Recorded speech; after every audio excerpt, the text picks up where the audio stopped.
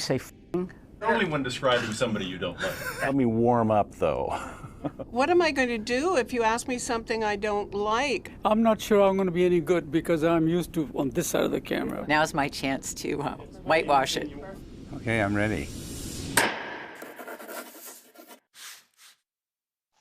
To me, it's like a dream that the next name is Margaret Thatcher. The founder and leader of Bangladesh was killed in a coup. Aimed a loaded pistol at President Ford at point-blank range today. Next, it's Wheel of Fortune, a new spin-to-win game of fun and prize. Live from New York, it's Saturday night!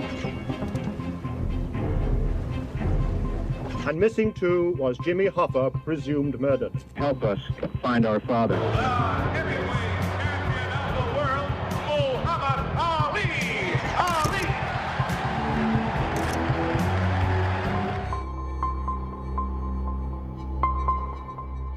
You have to think about what was happening in the world in the 60s and 70s broadly.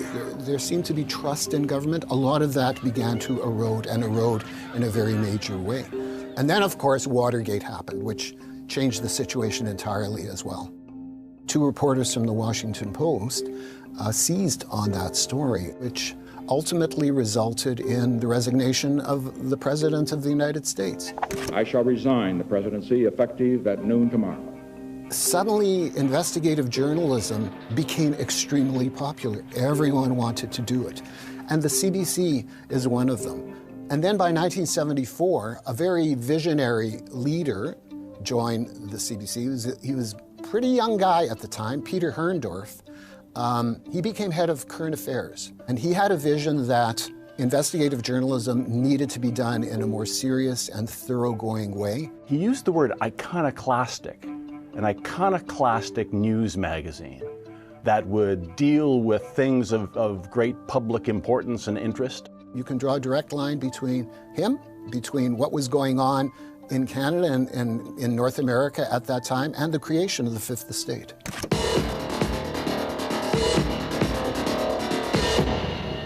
The Fifth Estate.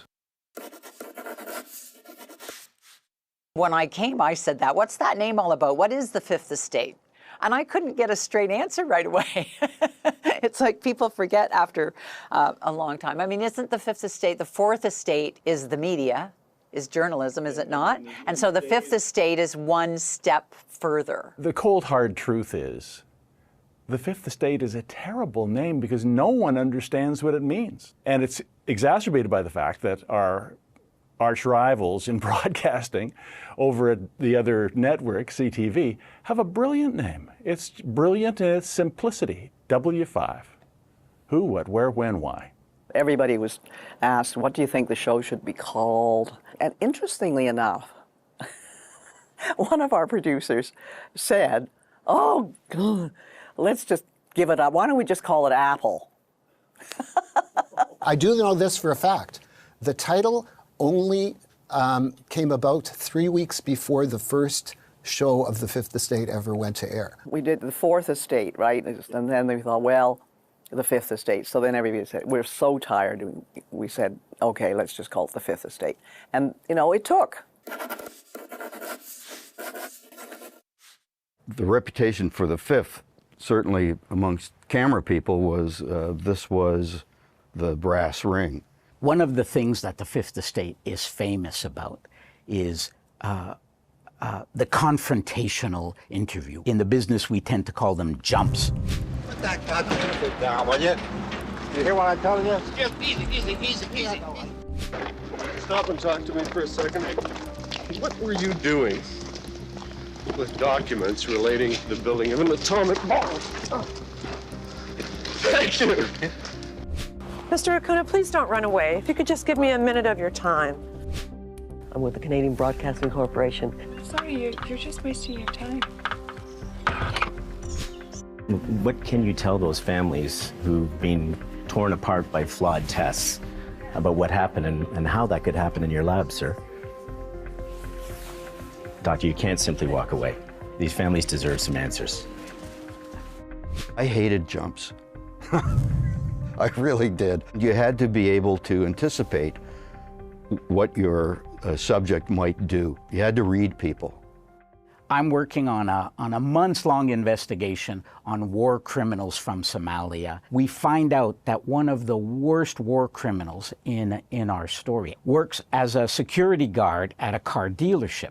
We jump out of the van, we go up to the man, he's surprised. Mr. Toke, you're accused of being a war criminal. What do you say? And he says, I don't know what you're talking about. He kind of runs away, closes the door. Bang, we got it. Come away, and the cameraman says, oh, I didn't turn on the camera. From time to time, you'll do what's called a double click. Accidentally, you hit record and then you hit it again. Now you're not recording. So we go back the next night. This time he's not totally surprised. Same questions, not as good as the first time, but it's still pretty good. He's still, no, I'm innocent. I don't know what you're talking about. Slams the door shut. Cameraman says, sorry guys, it didn't work again. Now we have to go back the third time, right? By this time I feel like telling this accused war criminal, sir, just walk closely, don't look at the camera. We're going to ask you the same questions about being a war criminal. You've done this before. And we actually film it the third time. And that's the scene that actually makes it to air. I'd like to talk to you about your days as a military commander in Somalia. Sir, there have been some very serious allegations made about you by people in Gibile. It always looks perfect and clean when you see it on TV, but as they say, the two things you never want to see being made are hot dogs and television. So I was the first staff cameraman to go on Fifth Estate. I was the eyes. And don't forget those days, the film, it was all film, there was no digital. Every mile was discovery for us. So when you work with a show like Fifth Estate, each story took me someplace I've never been there before and opened a new door. Fantastic. I think that's the essence of the show. I mean, the researchers who actually had themselves to do a lot of the digging, the show wouldn't have functioned without them. Access to information is like a series of laws all across this country that help the public know what their government is doing. So these would be basic operation documents. It could also be secrets that the government doesn't want the public to know. When I started in journalism, access information was my main tool for investigating. So I was able to file requests, get them back within 30 days. Now, it takes me months, if not years, to get really basic information back. The result of these delays is that we can't find out what's happening. It's a job that is somewhat thankless because you're more or less at the bottom of the pyramid. And no one's going to say, did you see the research in that show on the 5th last night? The way I found out that Inspector Claude Savoie was possibly corrupt was in the summer of 1992. It was off-season for the Fifth Estate, and I was exploring for stories. Dan Burke, like me, a fellow Montrealer who knew a lot of police, but Dan also knew a lot of bad guys. He knew a lot of criminals. He had great contacts. And he came to me and he said, we should do a story on Canada's biggest drug trafficker who never got caught in Canada. His name was Alan the Weasel Ross. These two drug dealers remember an incident in the Montreal port in the early 1980s. A friend of mine who had a container of hashish coming from Lebanon, from Europe. He told them that don't go near that container is going to be picked up. He knew it was going to be picked up. How would Alan Ross know that the police were going to seize a particular container? I have no idea how he knew. He wasn't an informant, nor was I an informant for him, and I knew him. I met him. Put it that way, I met him. The day before the story was about to air, I got a call at my office at the Fifth Estate from an RCMP officer in Toronto. He said, at 11:55 a.m. today, Claude Savoie took out a Silver's revolver, wrapped it around his jacket, and put a gun to his head and blew his brains out. That certainly was a validation of the story. We didn't pull the trigger, but you can't not think that, if Dan Burke and Hannah Gartner and I, if the Fifth Estate hadn't started on this story, if we'd gone on to some other story, that man would still be alive. That's what investigative journalism is about. You better be f***ing sure, because you're playing with people's lives.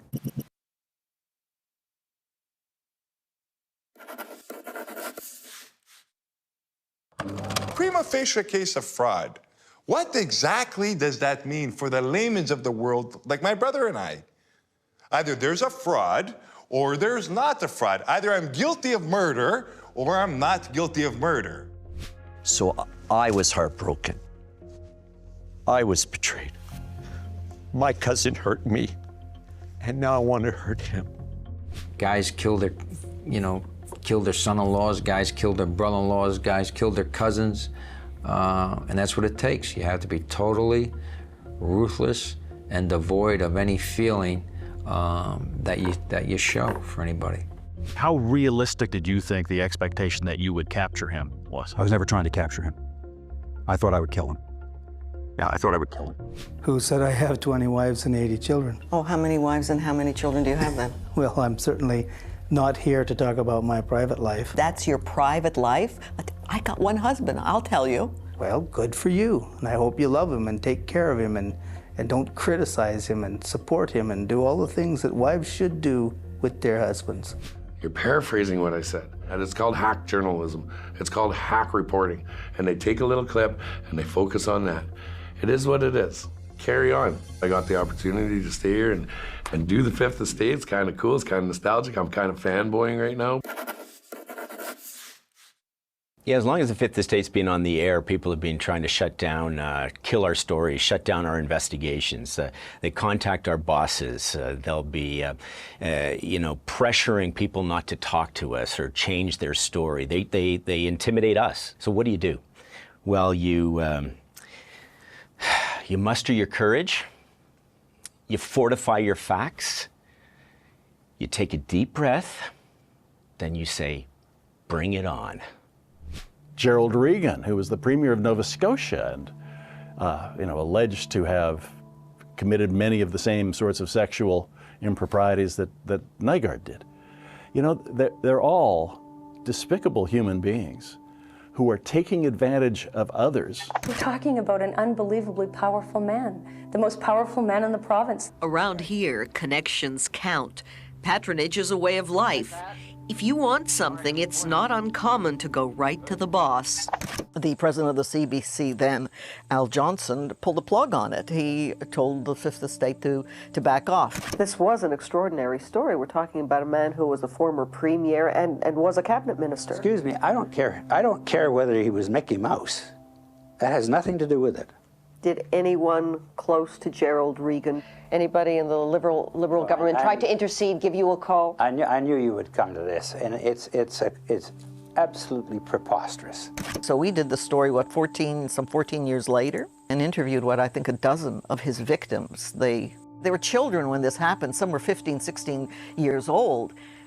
They were still nervous and afraid, but it validated what they had been through. I do remember that you did not want to be in a situation where you were alone with him. So after the show went to air, I was invited to go down to Halifax to MC some event. I was pulled off to the side and was told, we have a new guest who insinuated himself into the process. Gerald Regan wants to be with the VIPs in the front row at your knee, and he wants you to introduce him.